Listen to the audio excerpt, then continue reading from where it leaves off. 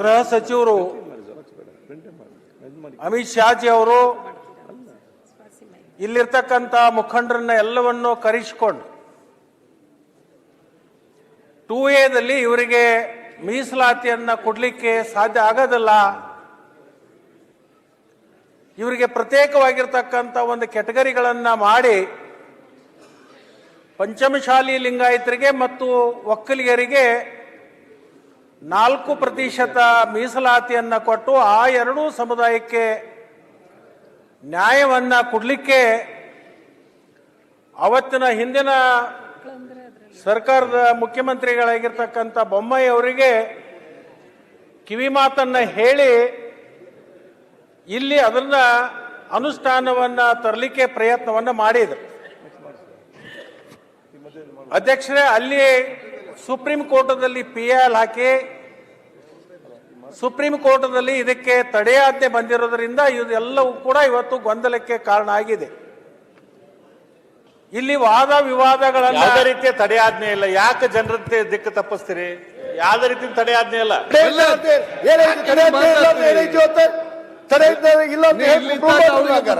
ಅವರಲ್ಲಿ ಮಾತಾಡ್ತೀವಿ.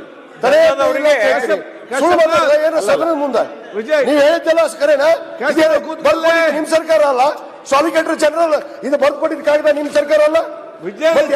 ಕೂತ್ಕೊಳ್ಳಿ, ಮತ್ತೆ ನೀವು ಯಾವ ತಡೆ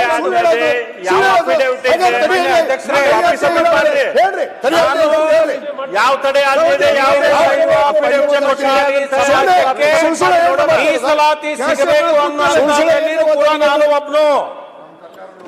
ನಮ್ಮ ಸರ್ಕಾರನು ಕೂಡ ಅದಕ್ಕೆ ಬದ್ಧವಾಗಿದೆ. ಇದನ್ನ ಮುಖ್ಯಮಂತ್ರಿಗಳನ್ನ ಮೊದಲು ಮಾಡಿಕೊಂಡು ನಾವೆಲ್ಲರೂ ಕೂಡ ಘಂಟಾಘೋಷವಾಗಿ ಹೇಳ್ತೀವಿ, ಆ ಸಮಾಜಕ್ಕೆ ಮೀಸಲಾತಿ ಸಿಗಬೇಕು ಅಂತ ಹೇಳಿ. ದಯವಿಟ್ಟು ಬೆಲ್ಲದವ್ರೆ,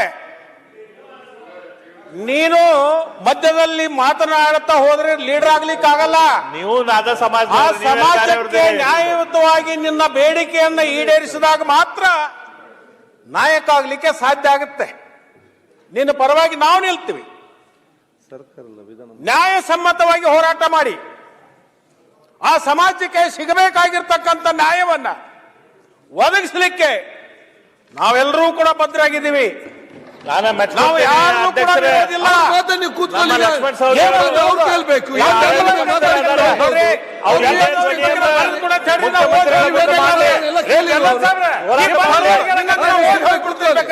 ನಿಮ್ಗೆ ಏನು ಮಾತಾಡ್ತೀವಿ? ಅವಾಗ ಯಾವ ನಾನು ನಿನ್ನ ಪರವಾಗಿದ್ದೀನಿ, ಸಮಾಜದ ಪರವಾಗಿದ್ದೀನಿ ಅಂದ್ರು ಮಧ್ಯದಲ್ಲಿ ಬರ್ತೀರಿ ಅಂದ್ರೆ ನಾವು ಮಾತಾಡ್ತಕ್ಕಂಥದ್ದು ನಿಮಗೆ ಆಸಕ್ತಿ ಇಲ್ಲ.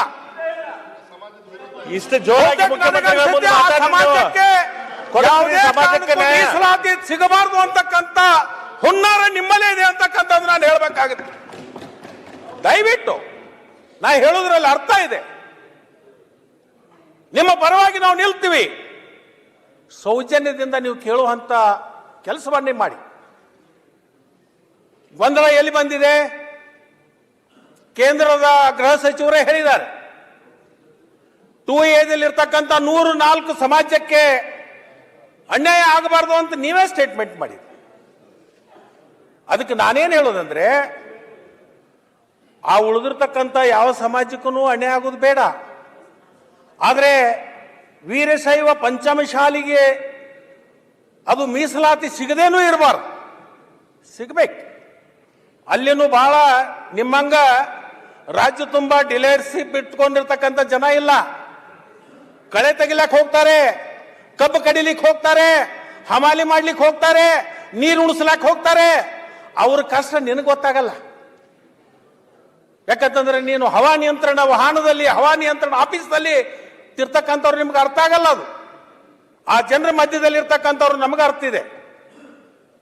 ಆ ಜನರ ಮಧ್ಯದಲ್ಲಿ ಇರ್ತಕ್ಕಂಥವ್ರು ನಮ್ಗೆಲ್ಲರಿಗೂ ಅರ್ಥ ಮಾಡ್ಕೊಂಡಿದೀವಿ.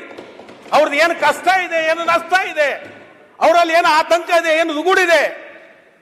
ಬರೇ ತುಳಿತಕ್ಕೆ ಒಳಗಾಗಿರ್ತಕ್ಕಂಥ ಸಮಾಜ ಅಂತ ಏನು ನಾವು ಹೇಳ್ತೀವಲ್ಲ, ಅದಷ್ಟ ಅಲ್ಲ. ಪಂಚಮಶಾಲಿ ಸಮಾಜನೂ ಕೂಡ ಇವತ್ತಿನ ದಿವಸ ತುಳಿತಕ್ಕೆ ಒಳಗಾಗಿದೆ ಅಂತಕ್ಕಂಥದ್ದು ನಾವು ಇವತ್ತು ಹೇಳಬೇಕಾಗಿದೆ. ಒಂದು ಕೆಲಸ ಮಾಡೋಣ ಅಧ್ಯಕ್ಷ, ಆ ಕಡೆ ಇರ್ತಕ್ಕಂಥ ಎಲ್ಲ ಸಮಾಜದ ಎಷ್ಟು ಮಂದಿ ಶಾಸಕರಿದ್ದಾರೆ ಇಲ್ಲಿರ್ತಕ್ಕಂಥ ನಮ್ಮ ಪಕ್ಷದಲ್ಲಿರ್ತಕ್ಕಂಥ ಶಾಸಕರು, ಅದರ ಜೊತೆಗೆ ಮುಖ್ಯಮಂತ್ರಿಗಳು, ಉಪಮುಖ್ಯಮಂತ್ರಿಗಳು, ಕಾನೂನು ಸಚಿವರು ಒಟ್ಟಿಗೆ ಸೇರ್ಕೊಂಡು ಈ ಅಧಿವೇಶನ ಮುಗಿದ ಮೇಲೆ ಒಂದು ಪ್ರತ್ಯೇಕವಾಗಿರ್ತಕ್ಕಂಥ ಒಂದು ಸಭೆಯನ್ನು ಕರಿಬೇಕು. ಇಲ್ಲಿ ದಾರಿ ಹುಡುಕ್ಲಿಕ್ಕೆ ಅನೇಕ ನಮಗೆ ಕಾಣಿಸ್ತಾ ಇದೆ. ಇವತ್ತೇನು ಕೇಂದ್ರ ಸರ್ಕಾರ ಆರ್ಥಿಕವಾಗಿ ಹಿಂದುಳಿದಿರ್ತಕ್ಕಂಥದ್ದೇನು 10% ಮೀಸಲಾತಿ ಮಾಡಿದ್ದಾರೆ. ಅವರು ದೊಡ್ಡ ಮನಸ್ಸು ಮಾಡಬೇಕು. ಇಲ್ಲಿ ನಮ್ಮ ರಾಜ್ಯಕ್ಕೆ ಕೊಟ್ಟಿರ್ತಕ್ಕಂಥ 50% ಎಲ್ಲಾದ್ರೂ ಒಂದು 2% ತಕ್ಕೊಂಡು ಆರ್ಥಿಕವಾಗಿ ಹಿಂದುಳಿದಿರ್ತಕ್ಕಂಥ ಸಮುದಾಯಕ್ಕೆ ಏನೋ 10% ಮೀಸಲಾತಿಯನ್ನ ಕೇಂದ್ರ ಕೊಟ್ಟಿದೆ. ಅದರಿಂದ ಒಂದು 2% ಅಥವಾ 3% ತಕ್ಕೊಂಡು ಈ ಎರಡೂ ಸಮುದಾಯಗಳಿಗೆ ಒಂದು ಇಲ್ಲಿಂದ ರಾಜ್ಯ ಸರ್ಕಾರದಿಂದ ಪ್ರಸ್ತಾವನೆಯನ್ನು ಕೊಟ್ಟು ಇಲ್ಲಿಂದ ನಾವೆಲ್ಲರೂ ಕೂಡ ಒಕ್ಕರಲಿಂದ ಕೂಡ್ಕೊಂಡು ಇಲ್ಲಿಂದ ಒಂದು ಪ್ರಸ್ತಾವನೆ ಕೇಂದ್ರಕ್ಕೆ ಕಳಿಸ್ತೀವಿ.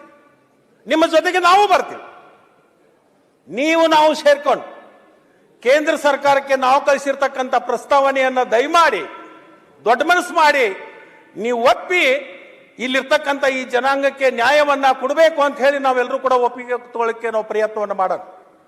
ಪ್ರತಿನಿತ್ಯ ಹೋರಾಟ ಮಾಡಿಕೊಂಡು ಅಮಾಯಕರ ಮೇಲೆ ಹಾನಿಯಾಗಿ, ಆಸ್ತಿ ಪಾಸ್ತಿ ಹಾನಿಯಾಗಿ ನಿನ್ನ ಒಂದು ದುರಂತ ಅಂತ ತಿಳ್ಕೊಳ್ಳ ಆಗಿರ್ಬೋದು.